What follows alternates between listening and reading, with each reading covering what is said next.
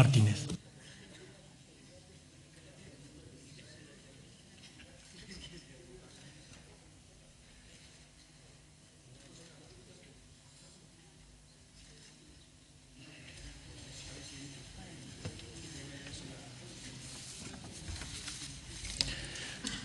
Muchas gracias, vicepresidente. Tengo la sensación de estar viviendo el Día de la Marmota y de que en estos momentos estamos en el comité de seguimiento del plan de dinamización y que esta es nuevamente una segunda edición. Y lo que me va quedando cada vez más claro, porque el documento que nos han traído hoy no supone una mejora sustancial con respecto al que vimos en aquel momento, es que todo esto tiene un carácter puramente electoral. Es decir, que en el fondo el problema no son ni los mineros ni los que trabajan en las térmicas, sino que hay otros intereses que se ponen más en primer plano. Y bueno, el problema es que estamos generando o están generando ilusión en la gente de pensar que solamente es un problema de voluntad del Gobierno, que el Gobierno de España, si tiene voluntad, puede solucionarlo.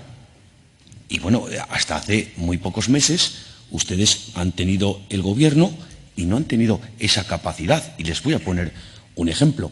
En diciembre del 2015, la Unión Europea desestimó un proyecto de orden bastante sensato que quería regular el mecanismo de capacidad para la mejora medioambiental. Tenía como objeto regular un mecanismo que permitiese la continuidad de la producción de electricidad a partir de carbón autóctono, garantizando los requisitos establecidos en la normativa medioambiental y que se concretaba en una retribución por unidad de potencia vinculada a la realización de inversiones medioambientales. Bueno, pues esto dijo la Unión Europea que era una ayuda de Estado y que, por lo tanto, no se podía poner en vigor.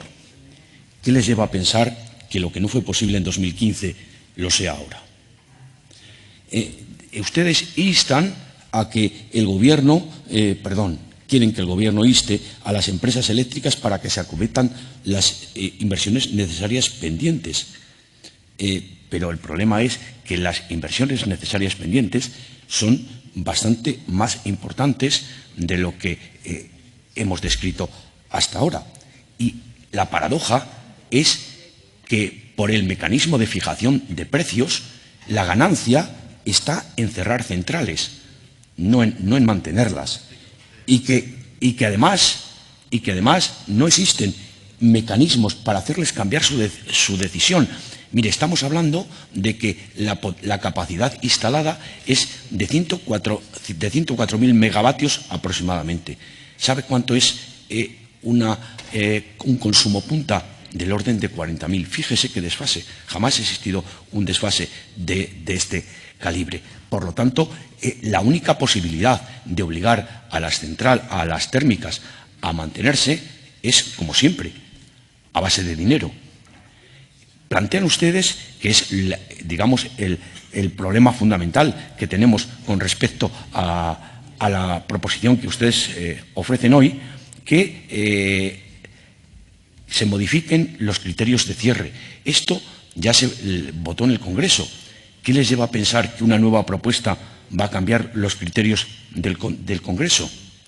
Bien, nosotros, desde Ciudadanos, apoyamos medidas que contribuyan a garantizar la seguridad del suministro con el fin de evitar incremento de precio o desabastecimiento para los consumidores domésticos e industriales, pero evidentemente estas medidas no deben ser una ofensiva contra la seguridad jurídica y el mercado, sino que al contrario son estos elementos los que deben habilitar mecanismos para garantizar la seguridad del suministro. No queremos crear expectativas que no se puedan cumplir. No queremos engañar, pero tampoco vamos a ser obstáculo para que se hagan todas las gestiones necesarias para que se mantengan las térmicas siempre que cumplan sus obligaciones medioambientales. Por eso le vamos a pedir que plantee votación por separado del punto 3.2, que es el que, desde luego, en ningún caso podemos asumir. Pero quiero decirle que desde la reunión del comité hasta ahora, alguna cosa sí la han modificado. Es aquel párrafo en el que se hablaba y en el que yo decía que podía ser un mecanismo de defraudación. el que se encontrase nuevamente con la explotación no tuviese la obligación de devolver los beneficios de los anteriores. Pero hay algo que todavía no han entendido o no quieren entender, y es que hay que reivindicar con la misma fuerza el mantenimiento que las inversiones a la transición justa. Porque en nuestro caso, esa transición ya se ha producido, ya hemos perdido miles de trabajadores y necesitamos medidas ya. Y no mencionan para nada eso en su propuesta de acuerdo y ni siquiera reclaman lo que nos debe el Instituto para la Reestructuración del Carbón. Tampoco mencionan a la Ciuden. O sea, en definitiva, creo que esta proposición adolece de un defecto muy grave, y con esto concluyo, y es que no solo hay que hablar de mantener el carbón, de mantener las térmicas, hay que hablar de futuro, y el futuro tiene que ver con que Europa, acabo, vicepresidente, con que Europa, con que España y con que la Junta de Castilla y León se comprometan en el desarrollo de las cuencas mediante subvenciones, mediante aportaciones, ya, no dentro de unos años cuando ya no quede nadie. Gracias.